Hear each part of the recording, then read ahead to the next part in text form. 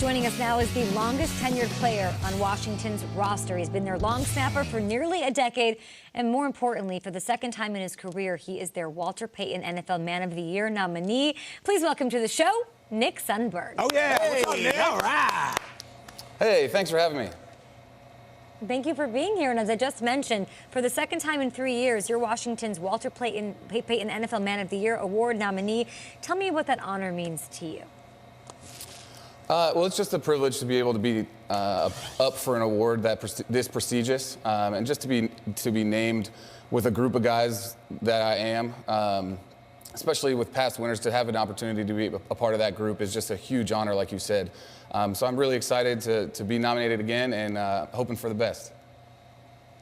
Nick, now long snapping might be a thankless job on the field, but the best thing is you can be anonymous, because if your name is actually mentioned, then something probably went wrong. But when did you realize that you had the potential to make a living and make some money off of being a long snapper? That's a good question. I'd say maybe right after my junior year of college, I thought I had a shot of making it. But it took a while to get to Washington. I got released a couple times. I played in the UFL in 2009. And then didn't get up here until 2010. So there were a lot of doubts along the way, a lot of roadblocks and kind of some things to hurdle. But once I got here, I got lucky enough to have a coach in Danny Smith and Mike Shanahan that took a chance on me. And it's just kind of been, I don't want to say smooth sailing, because it hasn't been smooth sailing ever since, but it's been a lot of fun since then. Nick, you're no dummy, and if you weren't playing football, you could be doing a lot of other things. I know you graduated in 3 years from Cal with a legal studies major, and they certainly think highly of you in Washington, so you're smart. What have you seen from this Dwayne Haskins? Because you've seen a lot of quarterbacks, and what could be the positive spin on this season, especially the way the rookie has played down the stretch? I'd just say his growth overall. I mean, if you look at when he first started, from preseason to coming in games earlier this season to how he played on Sunday, I think he's matured not only as a player but as a person. I think his preparation, everything, he's kind of learned how to, and on the fly, but learned how to be a pro.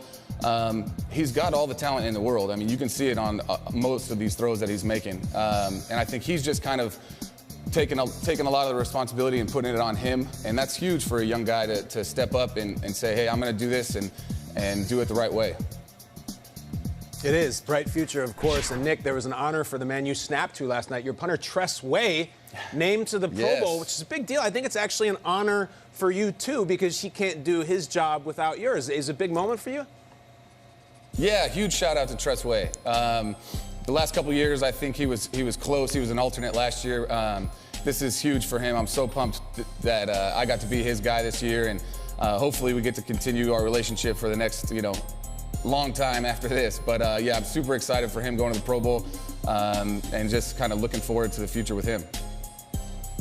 Let's talk more about what you do off the field that got you this nomination for a second time for Walter Payton Man of the Year. You and your wife, Floor, champion one of the more unique causes in the NFL with Loads of Love. Tell us about it. So Loads of Love is a program where we install washers and dryers in schools and nonprofits all throughout the DMV.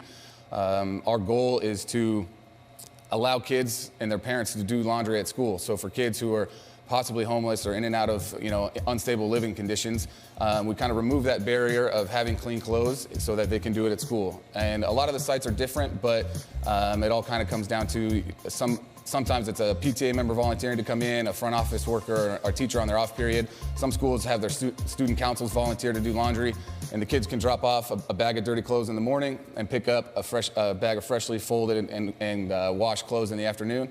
And to try and raise confidence, get rid of any barriers that they have where not having clean clothes, getting picked on, things like that would kind of come into play.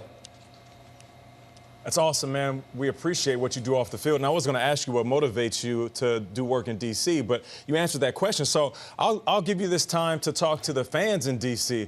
There's been a lot going on this season. Quarterback changes, guys getting injured, coach being fired. If you could just take this time to talk to those fans that are willing to stick around and support you guys no matter what would you say to them? Thank you. I know it's been an up and down ride. I mean, in the last 10 years that I've been here, it has been. But I would absolutely say thank you to those fans who are still showing up and supporting us. Their support means everything. I mean, we feel so much better when we go into a stadium and hear our fans yelling and screaming for us. So thank you, and just kind of ride with us. I think a lot of the young guys on this team are trending very, very upward, and I think we do have some promising young talent on this team that's gonna get a lot better very soon. Well said, man. Thank you, and we're riding with you. Appreciate you joining us and having fun with us this morning. Hey, thank you guys so much. I appreciate it.